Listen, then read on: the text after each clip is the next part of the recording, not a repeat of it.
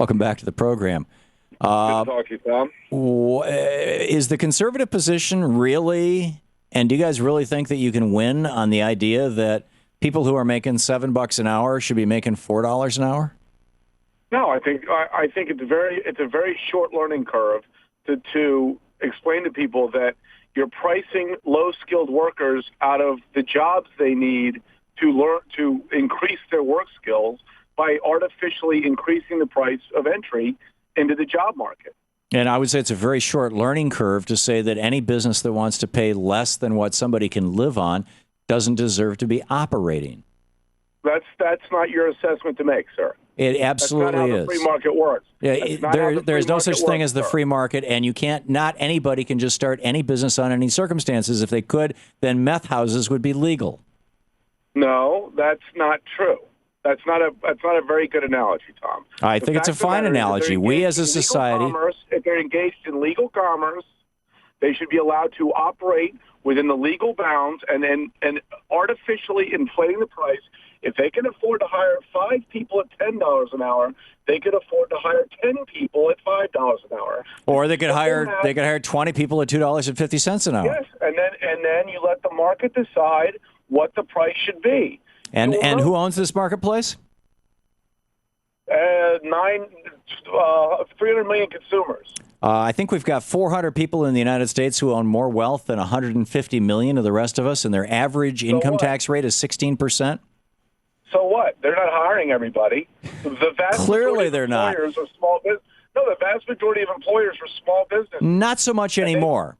That was very much true 5 or 10 years ago, but it's not so much anymore. It's becoming closer to 50-50 now. That's because you've driven them all out of business with regulation. That's because you've run them all out of business by not enforcing the Sherman Antitrust Act since Ronald Reagan stopped in 1982, and now every strip mall in America looks just like every other strip mall in America. The Sherman Antitrust law should be abolished. But beyond that, the fact of the matter is... So not only do you want to pay people squat for wages, but you want to say that, I want to pay them that monopolies are just fine. No, I want to pay them what the market says they should be paid. So the argument that you're making is the argument that frankly, Karl Marx in Das Kapital and his analysis of capitalism, and I'm guessing you're probably familiar with this, which is that if capitalism isn't regulated, it will become like cancer. Just like cells in the body have internal regulation mechanisms that prevent them from growing too fast or too far.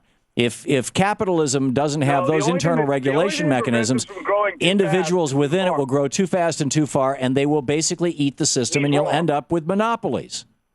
You're quoting Karl Marx, who's been proven vociferously wrong throughout the course of the last... Not in his analysis of capitalism. His solution, I will agree with you, was wrong, but his analysis was right. Tom, no, it was not right. You cannot be so fundamentally wrong in one aspect and be right on the other. Then let's use Adam Smith, because Adam Smith's analysis of capitalism was essentially the same as Karl Marx's. Adam Smith, in his theory of moral sentiments in particular, and slightly in Wealth of Nations, Adam Smith in 1774 and 1776 came out explicitly in favor of regulating capitalism, because if you didn't regulate capitalism, it would not work in the public interest. When did I say I didn't want to regulate capitalism? What I'm saying is you're calling for national enforced, no-option collective bargaining, which is what the minimum wage is. And the problem with it is, A, it's dumb, B, it's unconstitutional, C, $5 an hour in New York City is not the same thing as $5 an hour in Macon, Georgia. The context matters. And $5 an hour is not enough to live in either one of those cities, Seton. Well, so what? It's not. Where in the Constitution? Yeah, so what? It's just poor people. Screw them. Where in the Constitution does it say that the government is supposed to mandate a livable wage? Where does it say that? I will read it to you. I'm listening. Hang on just a second. I got to find it. We, the people of the United States, in order to form a more perfect union, establish justice, ensure domestic tranquility, provide for the common defense, promote the general welfare, and secure the blessings of liberty to ourselves and our posterity, do ordain and establish this Constitution of the United States. What amendment grants the federal government the authority and the power to establish a quote-unquote living wage. The part of the Constitution that says, well, first of all, the Interstate Commerce Clause, and secondly, the part of the Constitution that says that the purpose of the government is to provide for the general welfare of the people. It's not an amendment. It's in the Constitution itself. Twice, Seton. What amendment? No, the federal government's powers are specific, delimited, and enumerated. What enumerated power is granted to the federal government to mandate a living wage in the United States? The right to, okay, Article 1, hang on just a second. They're limited and enumerated. If it's not enumerated, if it doesn't specifically say the government shall enforce a living wage, it doesn't have the authority to do so. The Congress shall have the power to lay and collect taxes, duties, imposts, and excises, to pay the debts, It's not there, Tom. Actually, it is, Seton. No, it's not, Tom. It's not. Oh, here it is. No, that's not it either. There is a general welfare clause in the Constitution. You acknowledge that. It's not an enumerated power that says mandate a living wage. No, but the Constitution does give Congress the power to decide what is the general welfare of the United States and to pass laws. No, it doesn't. That establish that. Enumerated powers, Tom. That's a preamble. When it got to no, I'm not talking about the preamble. The phrase general welfare is used twice in the Constitution and once in the powers authorized to Congress.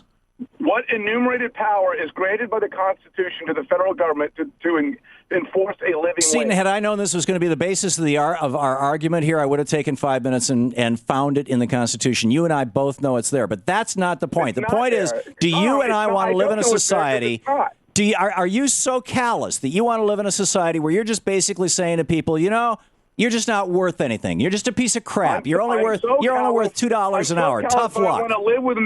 I'm so callous that I want to live within the parameters of the Constitution. Even if that means that people are living in abject poverty. I want to live within the enumerated powers of the Constitution. You keep using the word enumerated. You and I both know that is code for if it's not in the Constitution, you can't do it, which would knock out hundreds of thousands of things that the federal government is doing right now. Right, which means they're all unconstitutional, Tom. Which we've already discussed. And which before. I'm saying they are all constitutional, and the Supreme Court has ruled that they are over and over. Give me one Supreme Court ruling. Give me one Supreme Court ruling, Seton Motley, that says that that the federal government cannot establish a minimum wage. There hasn't been one. It hasn't been sued and tested. Actually, it was. It was sued and tested back during the Lochner Court in the 19-teens, and then it was overturned. Check it out. The minimum wage, child labor laws, all of them. They were repealed, and then they were put back into place in 1937. Anyhow, Seton Motley, biggovernment.com, lessgovernment.org. Seton, thanks for dropping by. Thanks, Tom. I'm off to read the Constitution.